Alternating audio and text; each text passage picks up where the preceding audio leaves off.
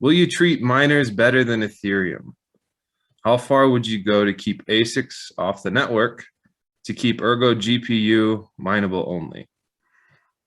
That's a good question. Yeah, I would definitely like miners to have control of governance in Ergo. You know, a part of why that's important is because miners are the initial, uh, basically, they're used for token distribution and proof of work. Looks like I disappeared, Andy.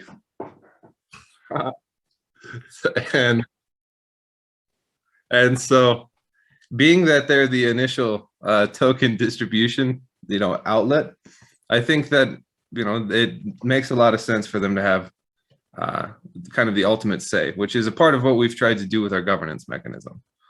So Ergo does not want to be one of these proof of work chains where miners are kind of on the outside. We would like to give them the tools to pull them in to the governance side of Ergo. Now, a good question here that is kind of in the middle is going to be, what does field programmable gate arrays, where does that land? And that's actually a hard question to answer. You do have a potential for FPGA mining on Ergo. And really, in my opinion, it probably is going to break down to the efficiency advantage, right? And I try to look at that in the same light as I would kind of the electricity cost advantage, meaning you have a certain range for miners where on the low end of the spectrum, you have, let's say, even some hobbyist miners, let's say in like Texas, where they may be paying 7, 8, 9 cents per kilowatt hour. And then you have people that are in areas where electricity costs are quite a lot higher. And, sometimes you'll get into, 24, 25, 26 cents per kilowatt hour.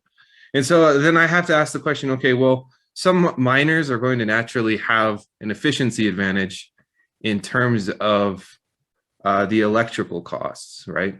And that's not something that you as an individual miner, wherever your jurisdiction is and whatever the cost is, can really directly impact. There are some, potential ways around it. Like I know GitBlock is trying to create a service to host GPUs for miners to lower their electricity costs. So in the event of field programmable gate arrays, I think we really need to look at like the efficiency advantage that creates. And if it's something that is within that same margin of electrical costs, maybe, but ultimately I'd like to leave that up to miners. Now, in terms of like a pure ASIC, Ergo itself does go through periodic adjustments to its memory table and its algorithm.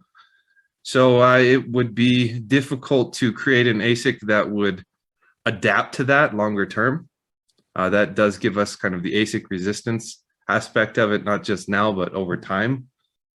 But ultimately, the main difference is going to be we listen to our miners.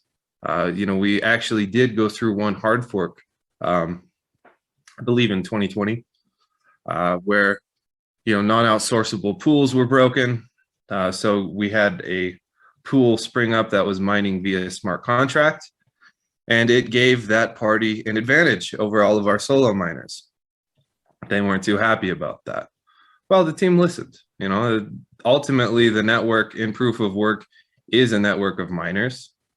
And so our goal is to keep GPU mining for general purpose hardware around, and give you, as a miner, flexible adjustments in terms of your supply side costs to where you can adjust so that it doesn't just become a net negative, because proof of work is all about incentives, right? And if a project and perhaps the market conditions do not create the right incentives to attract miners, we lose security. So we need to have some mechanisms to adapt to external factors.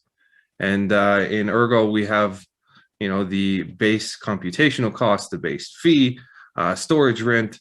There's a variety of different levers that miners can potentially adjust if mining becomes, unprofitable to the point where you as a miner are forced to unplug.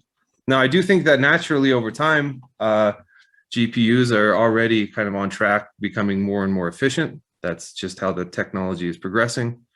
In terms of like the macro side, it's pretty interesting that AMD bought Xilinx, I believe in February. So longer term, we may see some, new generation of GPUs. And so ultimately, as a proof of work, we kind of need to adapt as the general purpose hardware in our industry evolves.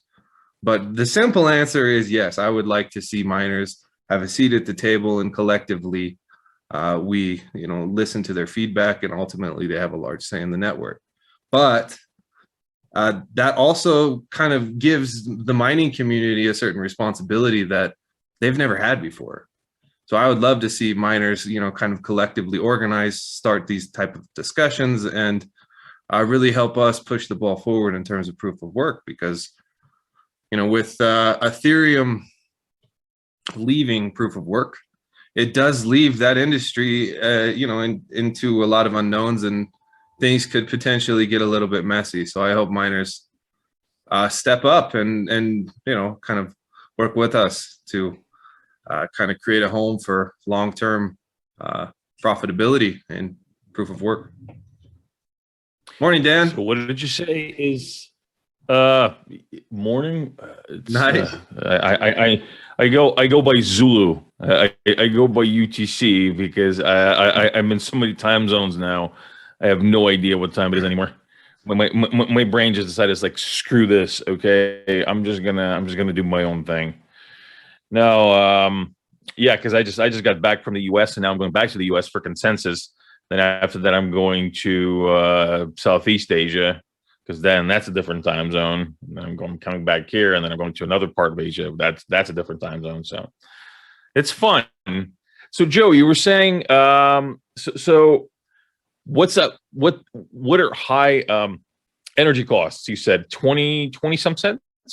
Yeah, it depends where people mine. I'm just saying that in terms of like the general user market for miners, they're always going to be in a certain jurisdiction that has set electricity costs, right? So certain areas offer a natural advantage to, home hobbyists, garage, and even professional miners. If you look at Bitcoin, for a long time, there was like, hey, we're going to mine in China in the rainy season, and then we might migrate some of the hash rate, towards areas with coal generation because they have excess electricity. So there's kind of always been this incentive to compete for energy costs. And that does create a certain advantage in the market. And then I guess Japan will definitely lose. I think I'm paying something like, in cents, I think it's about 35 cents per kilowatt hour out here. Oof. Yeah,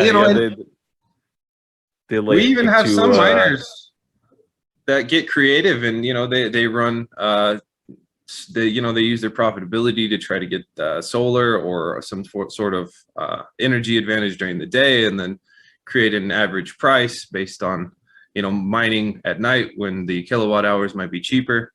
Mining is a complex thing. The miners get a ton of shit that they don't deserve, because the reality is that is kind of like having it's kind of like having a baby. Your rig tends to go down at the worst time. There's a lot of maintenance, and it requires a lot of time and attention and energy. Wait a second, my rig never went down when I had my son. What are you talking about? Never mind. I'm thinking about something else.